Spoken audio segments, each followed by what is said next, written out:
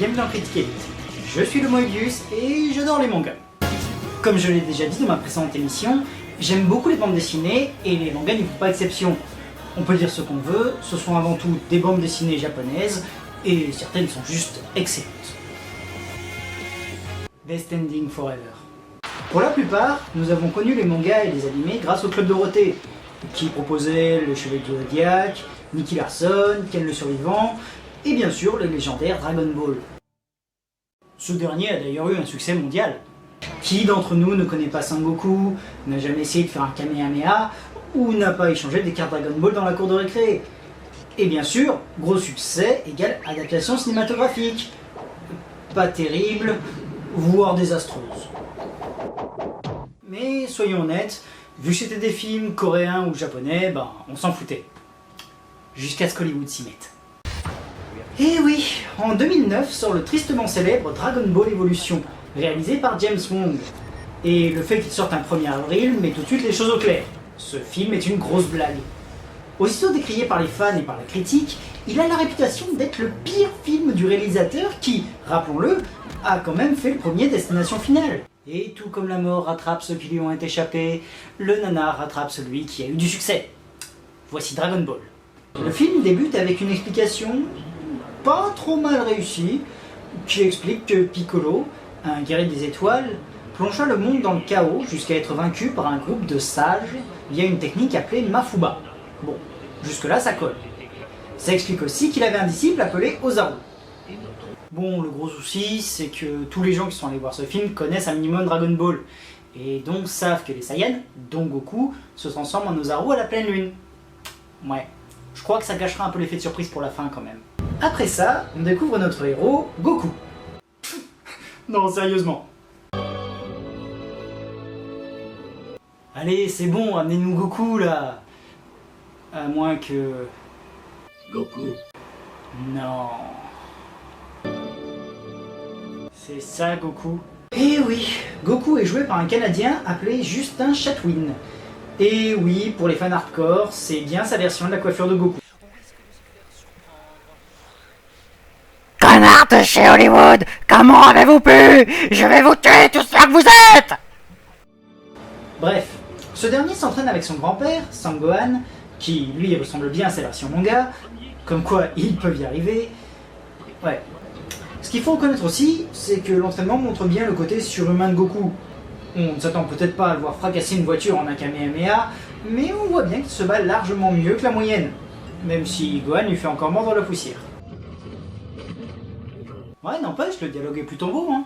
C'est bien ce qu'on attend d'une relation entre Gohan et Goku, enfin, entre un maître et un élève, tel que Toriyama les décrit. Bon, ok, Gohan est en vie, ça colle pas vraiment au manga, mais bon, ça passe. Je ne vois pas ce que les fans reprochent à ce film, en fait. Mis à part la tête de Goku, ça retrace assez fidèlement le personnage. Il se bat bien, il s'entraîne, Gohan lui offre même le Dragon Ball à 4 étoiles. Au lycée, tout le monde me traite comme un débile. Il va au lycée... Pardon? J'ai entendu quoi là? Au lycée, tout le monde me traite comme... Il va au lycée? Goku? Ok. Je rappelle rapidement qu'un des points clés de Goku, c'est de n'avoir aucune éducation formelle. Goku à l'école, c'est une hérésie.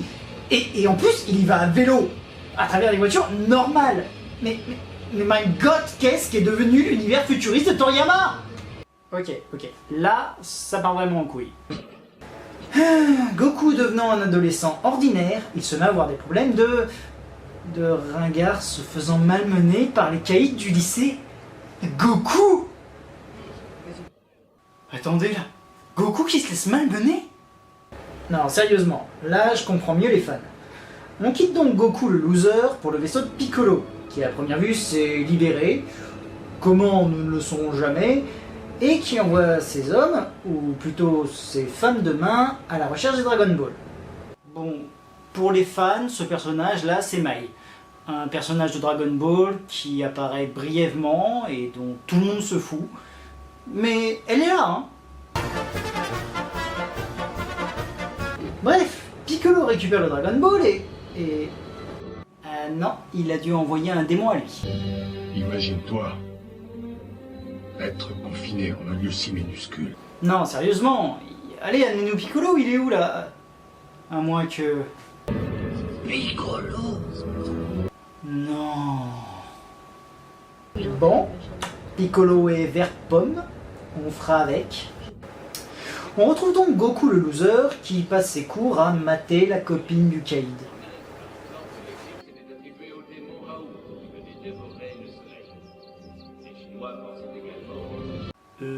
C'était quoi ça?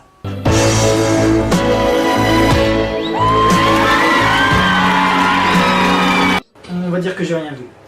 La demoiselle ayant son casier bloqué, Goku l'aide secrètement à l'ouvrir. Ok, bon, ça, c'est une gaffe à la Goku. La demoiselle le remarque alors et décide d'ouvrir le dialogue, se présentant comme Chi-Chi. Chi-Chi... Ouais, version lycée, hein, ça passe. Cette dernière, impressionnée par ses talents, l'invite à une soirée. Il se prépare donc comme tout loser invité par une bombasse qui se respecte. Pas gagné... Et s'en va, emportant le Dragon Ball et laissant son grand-père en plan pour sa propre fête d'anniversaire. Connard. Il se rend donc à la soirée et se fait rembarrer par les caïds. Et se sent pousser des couilles. Je peux plus accepter ça. Il décide alors de les laisser s'éclater les uns les autres sur une scène à la Fast and Furious bizarroïde. Le chef de la bande qui intervient et qui ruine sa propre voiture. Ouais. Le chef et le second finissent par se mettre KO l'un l'autre. Hein? Tiens, d'ailleurs c'est amusant ça. De haut, on arrive à croire qu'ils vont se taper l'un l'autre. Mais de côté, les barres sont largement trop courtes. Comme quoi, la perspective. Goku lance alors son regard de mal alpha à Chi-Chi, dont le soupir laisse présager une nuit de folie et...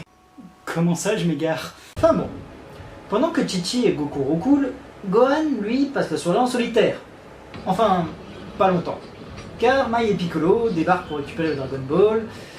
Gohan s'apprête alors à se battre, quand Piccolo utilise le côté obscur de la force pour le broyer. Puis après, il utilise encore une fois la force pour faire s'effondrer la maison. Joins-toi à moi, et nous achèverons ton entraînement. Goku ressent la perturbation dans la force et retourne chez lui en 4ème vitesse. Il parvient à retrouver un Gohan mourant qui lui dit que Piccolo est de retour, qu'il faut trouver Maître Roshi pour le prévenir et réunir les Dragon Ball avant l'éclipse, qui a lieu dans 2 semaines. Gohan rend ensuite son dernier souffle et Goku l'enterre. Alors qu'il récupère des effets personnels dans la maison en ruine, il se trouve confronté à Bulma. Bon, pour les fans hardcore, 2 choses. Premièrement, non, Bulma n'a pas les cheveux bleus à l'exception d'une mèche. Et je rappelle que les cheveux colorés sont une caractéristique des mangas et que dans la vraie vie, personne n'a les cheveux bleus. Et deuxièmement, pour ce qui est de l'actrice et de son jeu, ben, c'est pas mal. Dans le manga, Bulma a 14 ans la première fois qu'on la voit. Et elle a quand même une arme et use de ses charmes. Là, on a la même, mais avec 4 ans de plus. Ce qui lui donne un côté badass, pas désagréable du tout. Bref, le Dragon Ball 5 étoiles de Bulma ayant été volé, elle pensait le retrouver chez Goku. Elle arrête donc de le braquer après avoir constaté son erreur, et Goku lui propose de joindre leurs efforts, Bulma ayant créé, comme dans le manga, un Dragon Radar, et tous deux voulant revenir bien sûr les 7 boules de cristal. Bulma active ensuite une capsule contenant une moto.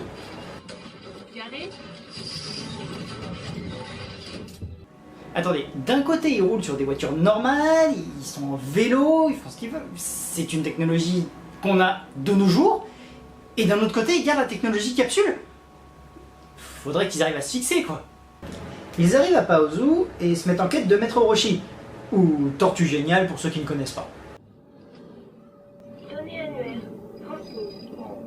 J'ai essayé d'appeler Roshi de toutes les manières possibles, il n'y a rien à faire, il apparaît nulle part. Et avec Maître M, A, I. T'en veux toujours pas? Non mais, ça c'est Goku. Ouais, à manger un énorme morceau de viande comme ça et à sortir des conneries tout en naïveté, ouais, c'est tout Goku ça. Avez-vous essayé à mettre? Vous voyez? Goku repère alors le Kid Roshi et Bulma une Dragon Ball. Ils vont vers cette dernière et... Et là, je sais pas, mais c'est vraiment la Kamehameha.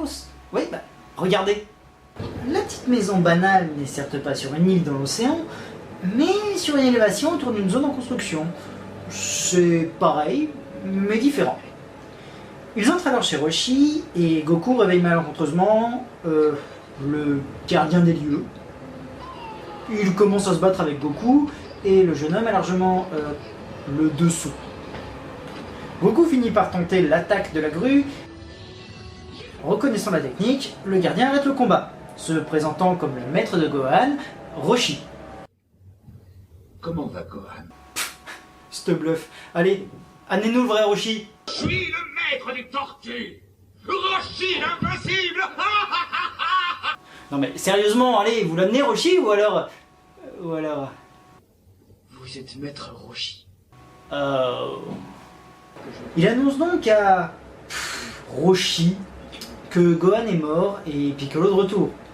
Roshi se met alors à la recherche de son Dragon Ball. Spécial maillot de bain. C'est une édition très rare. Ah ouais, en fait c'est bien Roshi. Que Goku finit donc par retrouver. Tous trois partent ensemble, tandis que Piccolo met la main sur un nouveau Dragon Ball. 3-2 pour l'instant. Roshi commence à entraîner Goku sur le amusé de Bulma. Enfin, amusé, pas pour longtemps. Né à vos mains, mettez-les ailleurs. L'entraînement ressemble d'ailleurs assez à celui du manga, si ce n'est que la grosse carapace de tortue est remplacée par un énorme sac à dos. Bref. Ils partent alors pour un lieu mystérieux et caché, où de nombreux combattants s'entraînent, dont Chi-Chi. Cette dernière l'invite à un tournoi, et Roshi décide d'aller s'entraîner ailleurs, la foule lui tapant sur les nerfs. Cette scène est donc un pointless moment. This has been another pointless moment. Bulma détecte alors un Dragon Ball et se met en route, jusque dans un piège. Un jeune homme leur propose alors son aide pour sortir, se présentant comme Yamcha. Non, là c'est une blague. Bon allez, amenez-nous le vrai Yamcha pour voir. Le roadster R550 que... Non mais allez, sérieusement, amenez-le. À moins que... Il y a un voleur qui a une échelle. Non. Bon, Yamcha, puisque c'est bien lui, leur propose de les faire sortir contre la moto. Bulma refuse, et Roshi en profite pour leur raconter l'histoire de Piccolo. L'éclipse signifierait le retour d'Ozaru, et seul un vœu de Shenron pourrait bannir Piccolo avant ça.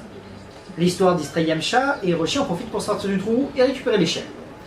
Roshi et Yamcha trouvent un accord, et ce dernier leur donne un coup de main pour accéder à la caverne, où se trouve le Dragon Ball. Pendant ce temps, Piccolo utilise son sang pour générer une armée de monstres à son service. Je pourrais enfin détruire ce monde. Ouais, enfin, entre ça et les vomir... Le petit groupe continue sa visite de la caverne, qui se trouve être légèrement volcanique. Ah non, d'un petit pois. Ah, je me suis grillé les marrons. Ok, là c'est moi qui vais vomir. Les monstres de Piccolo attaquent alors, et Goku décide de les envoyer vivants dans la lave, se créant ainsi un pont pour accéder au Dragon Ball. Oui, Goku, le garçon au cœur pur. Il récupère donc le Dragon Ball, qui lui offre encore une vision, avant que Mai ne le lui vole. Enfin, pas pour longtemps, et se jure de vaincre Ozaru. Alors que le temps leur manque pour trouver les 4 autres Dragon Ball, Roshi décide de se rendre à Toy-San, où réside son maître, afin d'apprendre le Mafuba. Pendant ce temps, au tournoi, Chi-Chi affronte Mai, qui profite de la bataille pour lui prélever un peu de sang avant d'abandonner. Ouais. Pointless moment. This has been another pointless moment. Goku arrive alors pour féliciter la gagnante, tandis que Yamcha et Bulma se rapprochent. Ah, l'amour.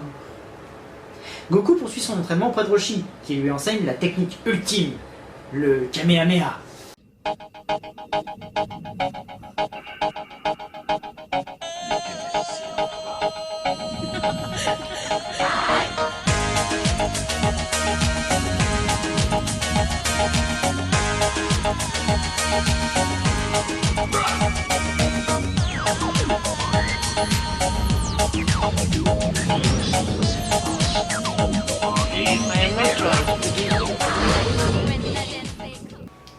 Ouais. Tout de suite, c'est moins facile que...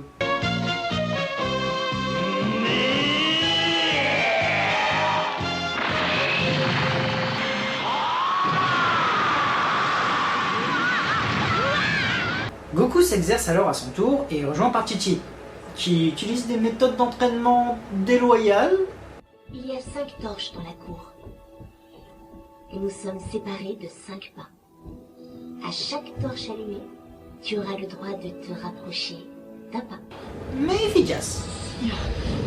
Goku parvient alors à embrasser Chi-Chi et ils vont tous les deux fêter cette victoire ensemble. Bon, comment ça je m'égare? Dans le même temps, Roshi prépare son Mafuba et Bulma se fait réveiller par Chi-Chi, qui s'enfuit avec le Dragon Ball et se trouve nané avec Chi-Chi. Ok. Goku vient à la rescousse, mais ne sachant pas laquelle est la bonne, met la mauvaise KO, et se fait tirer dessus pour le compte. La fausse Chi-Chi s'enfuit, se révélant être Mai, et Roshi utilise le Kamehameha pour soigner Goku. Quoi? Le Kamehameha pour soigner?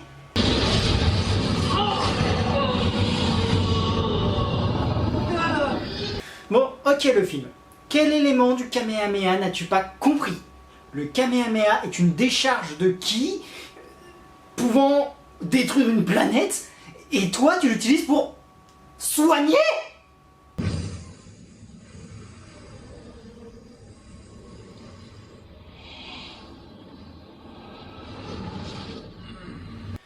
Bon, ok.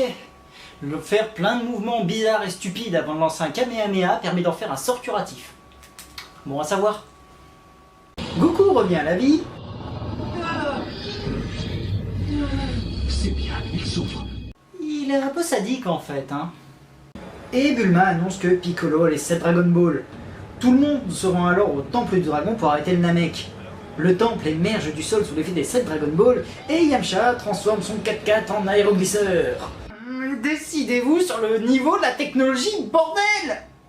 Roshi parvient à interrompre l'invocation de Shenron, mais provoque au passage le crash du 4x4 dans une pluie de rochers en polystyrène.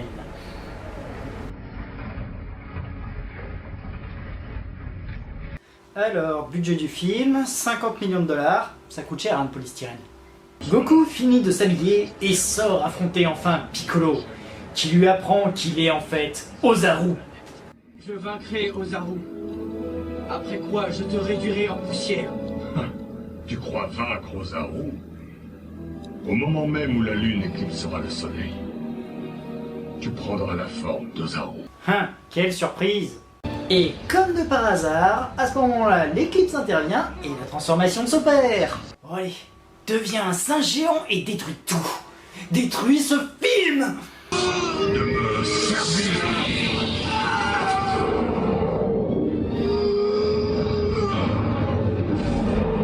Goku, non! Goku nous a quittés.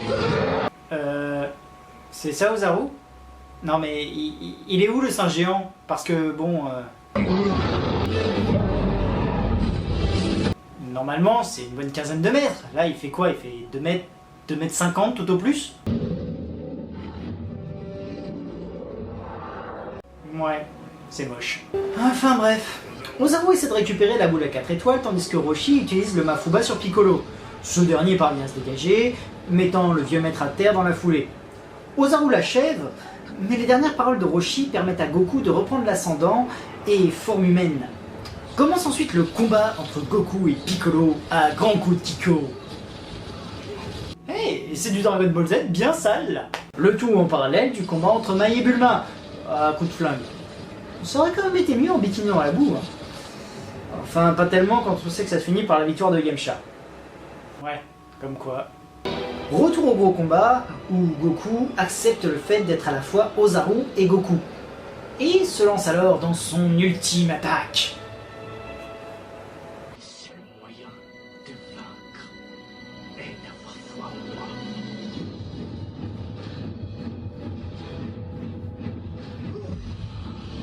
Oh putain!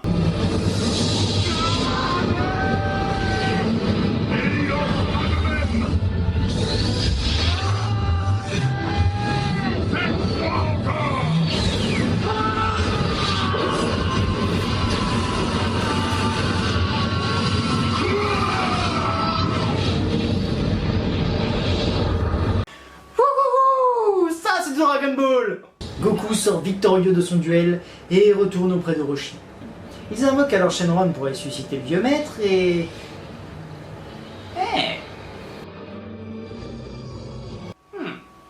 Plutôt bien réussi. Roshi s'éveille et tout le monde se remet en quête des Dragon Ball. Ils ont disparu. Il faut les retrouver. C'est reparti. Enfin, presque. J'ai quelque chose à faire avant.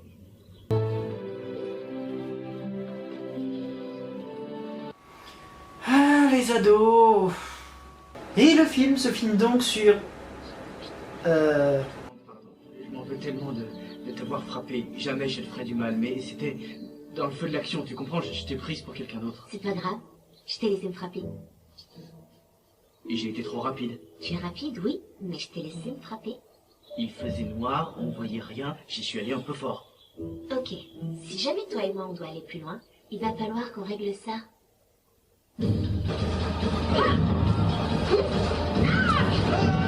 Ah ouais, c'est bien Dragon Ball. Et voilà, c'était Dragon Ball Evolution. Est-ce que c'était un mauvais film? Oh oui. Est-ce que c'était une mauvaise adaptation? Oui et non. Je ne reviendrai pas sur les acteurs. Goku n'est pas Goku, Piccolo n'est pas Piccolo, certes. J'ai vu une vidéo fanmade où les personnages étaient plus réalistes. Mais au-delà de ça, comment adapter Dragon Ball autrement au cinéma? Les mangas sont un univers très particulier et il est difficile d'y coller.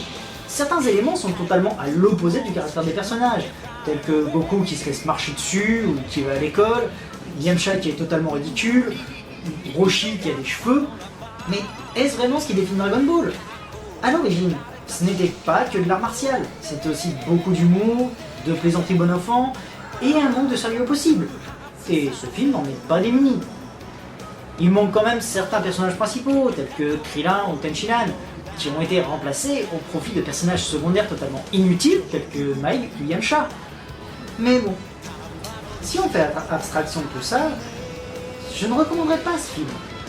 Mais en le regardant avec un œil honnête, ce n'est pas aussi mauvais qu'on le dit. Ce sera tout pour aujourd'hui. C'était le Moebius, j'espère que vous avez apprécié ce Critique Elite, et on se retrouve bientôt pour une nouvelle émission.